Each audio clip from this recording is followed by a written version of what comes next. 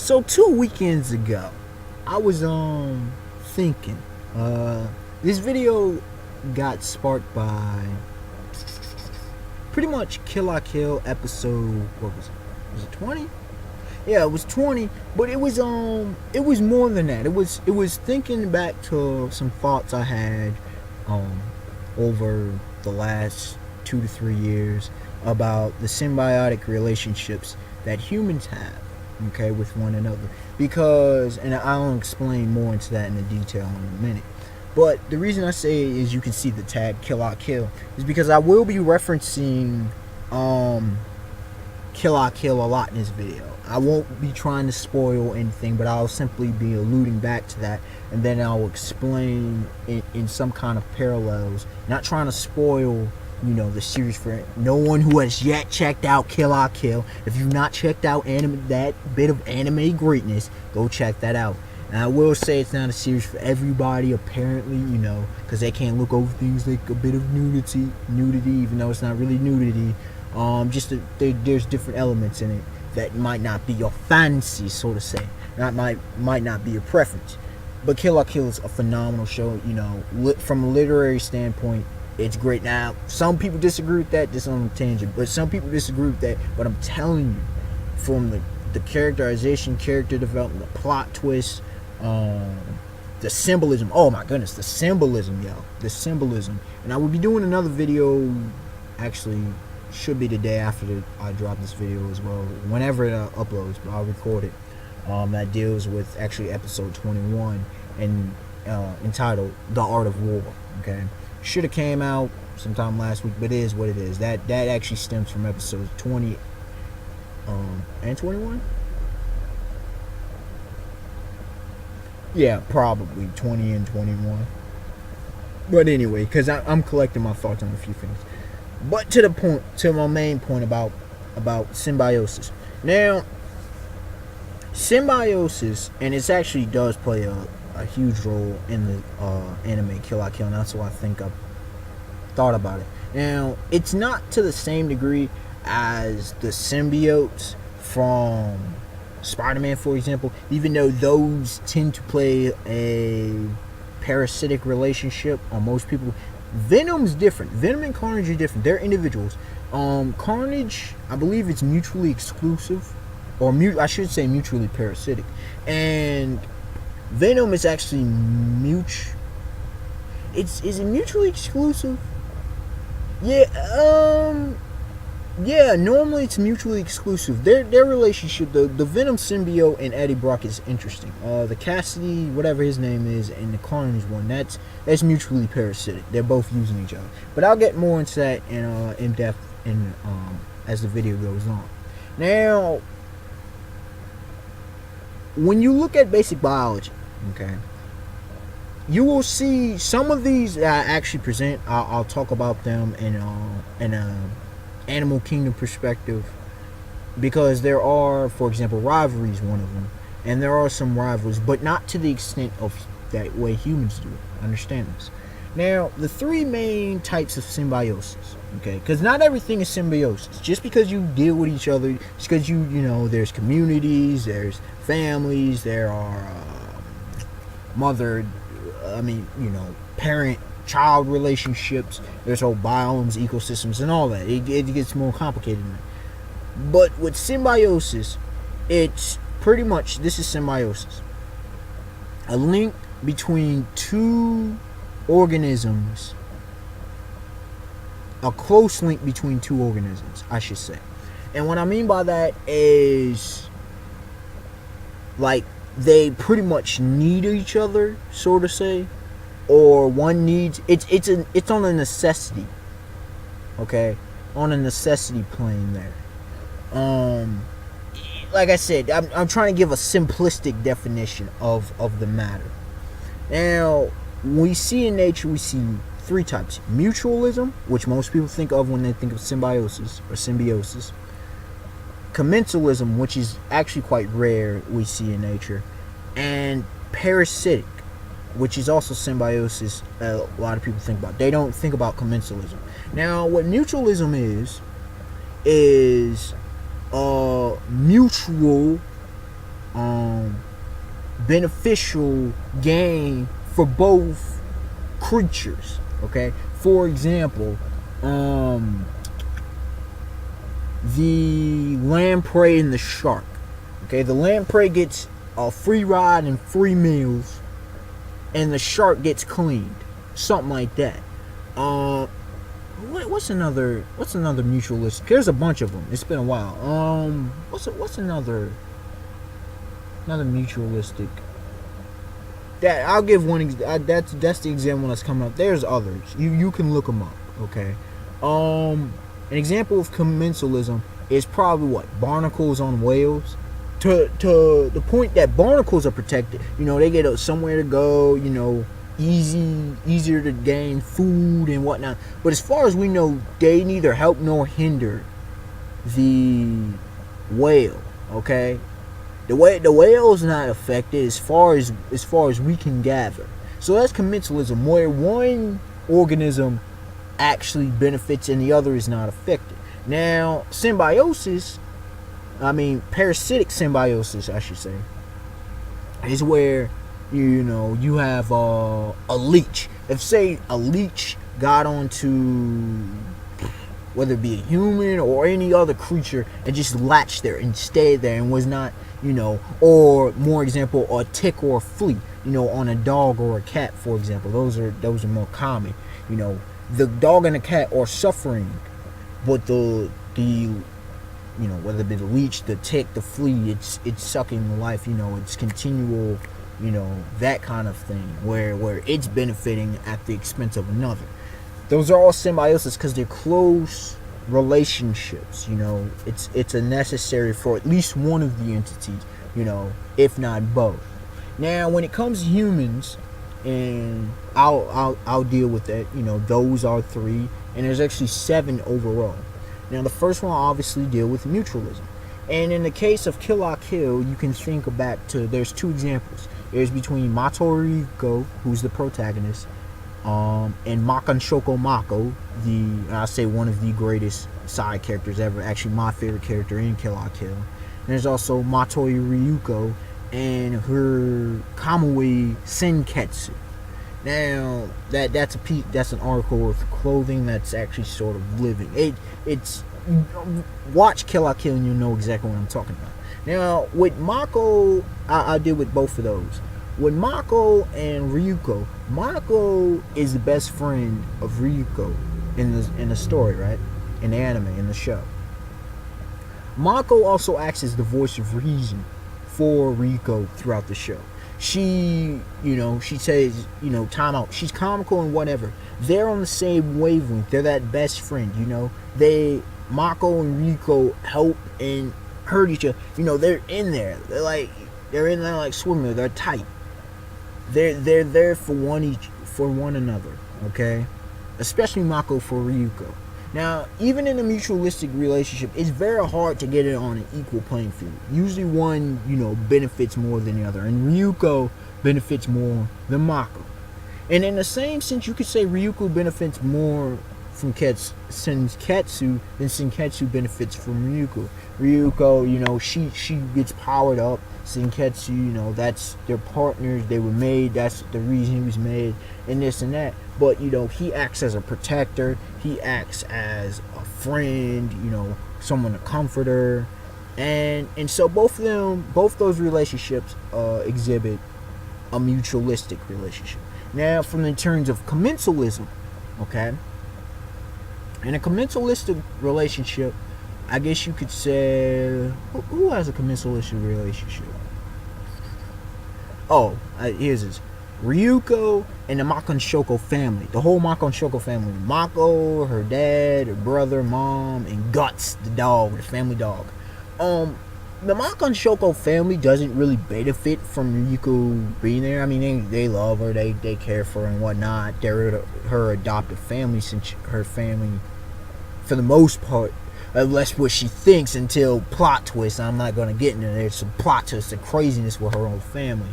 But they act, for the most part, at least the first half of the anime, the first half of the show, first 12 or so episodes. They act as her adopted family. And Ryuko learns about family, about love, respect, just a whole bunch of elements. It's a family element, and Ryuko gleans from that. So Ryuko's the one that's getting it. The Maka and Shoko family is still the Maka and Shoko family. They're not really affected. Their whole dynamic, they're inclusive of Ryuko. They're doing this same wackiness and craziness. And Ryuko is the one actually learning and gleaning from them. Now, to a parasitic relationship, these are obviously the life fibers with the humans. If you don't know the show, you don't know what I'm talking about.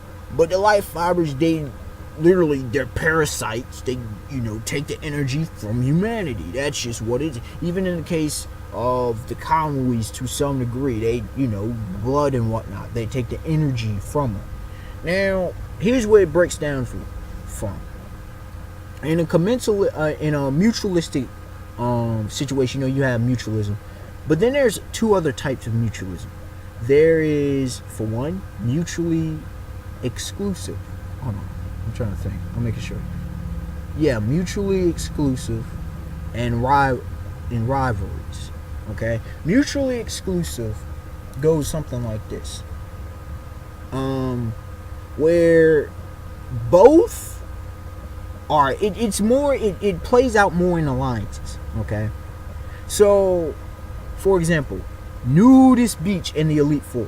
Now, I'm not gonna, for those because of the way the story went down, because of the way alliances and things shifted, Nudist Beach and the Elite Four had to team up, have to, work together, have to combine their strengths.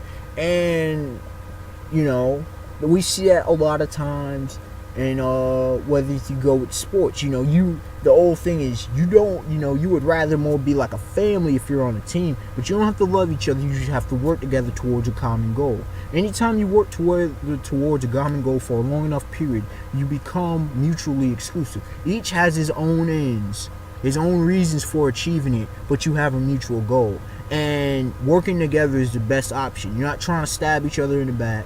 Okay, it's none of that. It's literally, you have both your reasons are legit, just coming from different ends and you going towards that. Now with rivalries are very, very interesting. And they're very interesting among humans especially. Rivalries, you see it maybe among the great apes, or whatever. You see chimpanzees, you see mating, you see rivalries and whatever. But they're usually just clashes a bit. Nothing, long term. But humans, rivalries can last pretty much all of life. We see a lot of examples in sports. One example, beautiful example I'll give is Magic Johnson and Larry Bird. They can start off pretty much hating each other.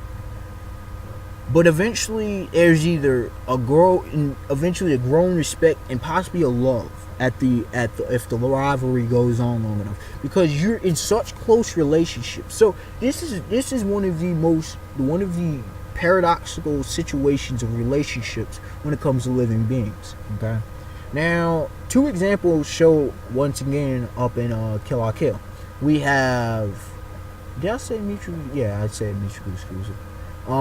With rivalries, you have Mato Ryuko and Kiri and Satsuki, as well as Matori Ryuko and Harime Nui. Okay, and their motive, and it's strange. Once again, rivalries break down into what they are, because what you have here is with Ryuko and Satsuki, there's I'm not gonna get into how their entire connection, because it's crazy. It's a crazy plot twist. But if you've never seen Kill la Kill, you know exactly what I'm talking about. That crazy plot twist with them. But they start off as Ryuko seemingly the hero and Satsuki seemingly the villain.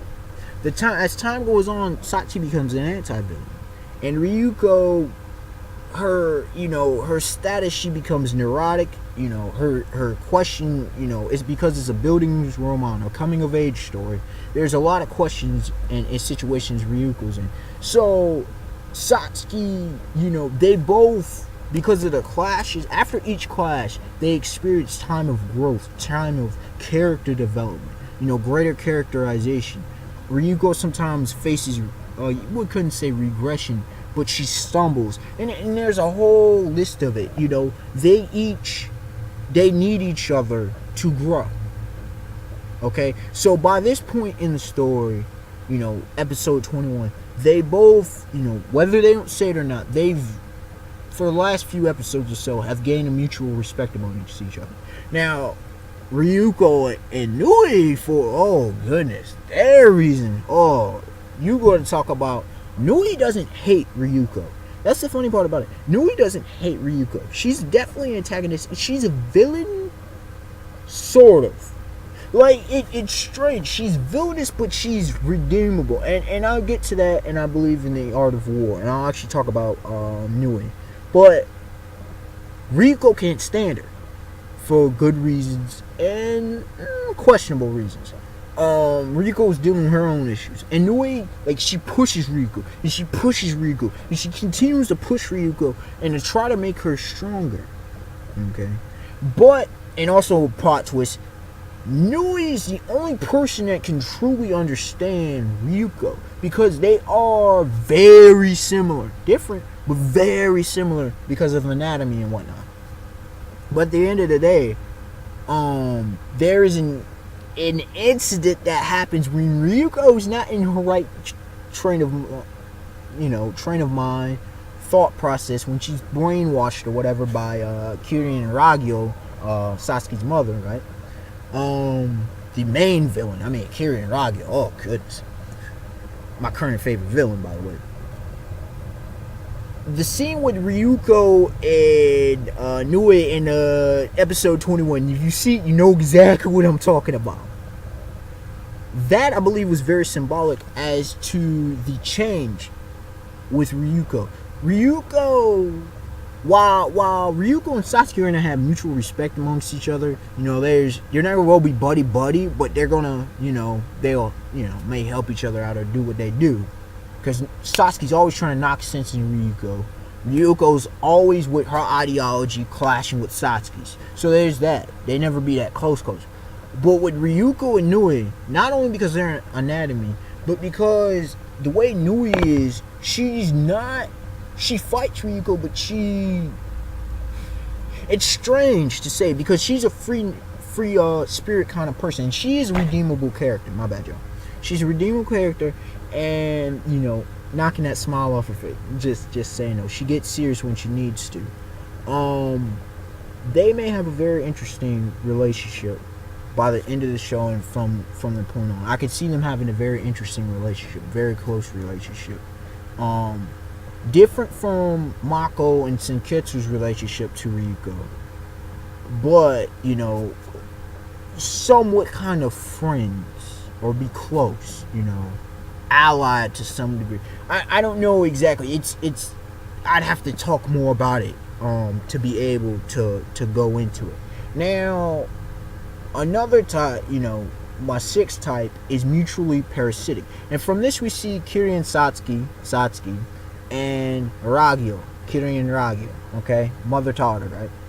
These two, my goodness, they got, let me just put it this way, schemes for days. Mutually parasitic means both sides are using each other, okay? That's what it is. A parasite, you know, whether it be, you know, it's a leech, a mooch, or whatever, both sides, no. And these are usually not necessarily powerful, but they're like, and not even playing field, because Satsuki's not on the same playing field as Mother Ragyo. But they're both using each other to gain a greater end. And we see this played pretty much ever since episode 12 and on. Okay? I mean, yo, Ragyo, like, whoa, Ragyo, like, yo. So just keep that in mind. Both playing each other. Okay? So, you know, it can go from, and it's not no playing around, no using each other. It's literally using and will kill you if I no longer need you. Both are viewing that way. You feel what I'm saying? And which, you know, we see this in Kill la Kill.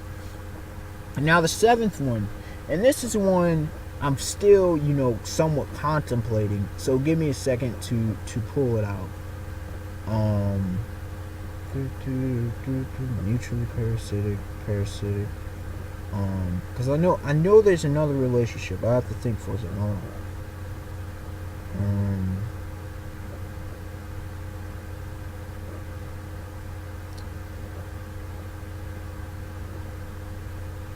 I would say would I say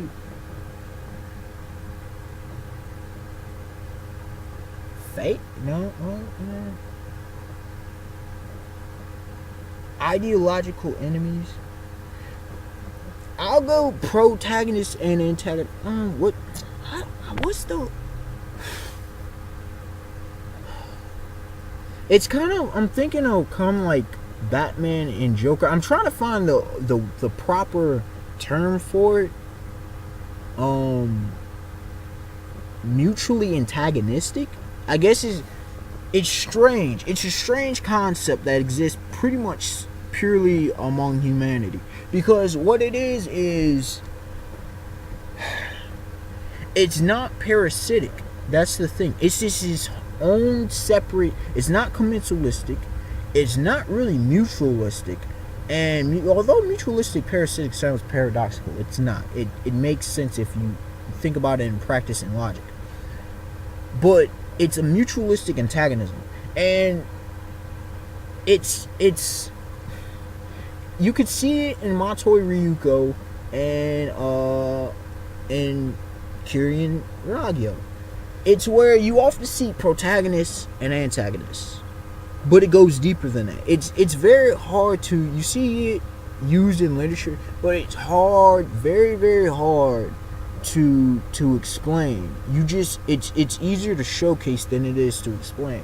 Mutually antagonistic is because antagonist, anyone who's against any force, person or thing, creature that's against you is antagonistic. But mutually antagonistic means more or less there's you and your set of ideals, philosophies, and whatnot, in total parallel contrast, as strange as that is, total paralleling contrast to another person's ideologies. So this is a war of the minds, which could possibly lead to an actual physical war. This isn't just like a war of resources. This isn't like a battle.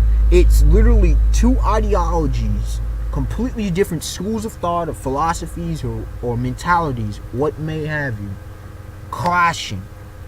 Coming together and clashing like two thunderheads, two thunderclouds. Okay? That's why it was so hard, because I knew there was another one. I was trying to, for the longest time, trying to figure out what it is, and it's mutually antagonistic.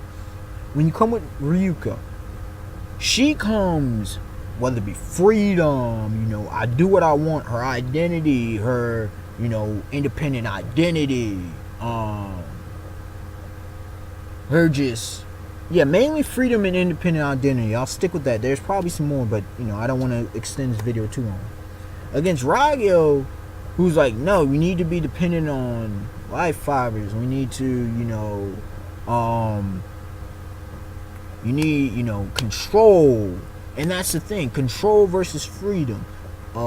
Independent identity versus collective identity. And things of that nature. There's more to both those characters. But like I said, I don't want to extend this video too long. But, the unexpected one to like, comment, subscribe. Tell me your thoughts on it. Do you think you can name any more symbiotic relationships among humans? Now, I've given the 7 that I've come up with, and beyond that, it gets sketchy. It gets really sketchy, because you got to consider with symbiosis, that time and connection. Those are the key parts. If it's just a 5-minute deal, even a 6-month, a year deal, it may or not be symbiotic.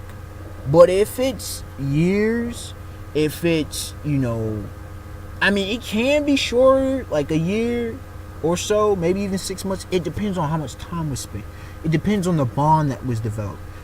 Shoot, Kill la Kill, the show, probably, only a few months? In the entirety of the show, we're talking about a few months. And shoot, as Ragyo enters the scene, it wasn't that long. So you feel what I'm saying? But because the show's so fast paced, the dynamic pacing, it's kind of accelerated it more than most shows. So, a lot of this would definitely be at least triple the amount of episodes, for example, at least. So, like I said, the unexpected one, like, comment, subscribe, tell me your thoughts, and yeah, till next time, y'all. Peace.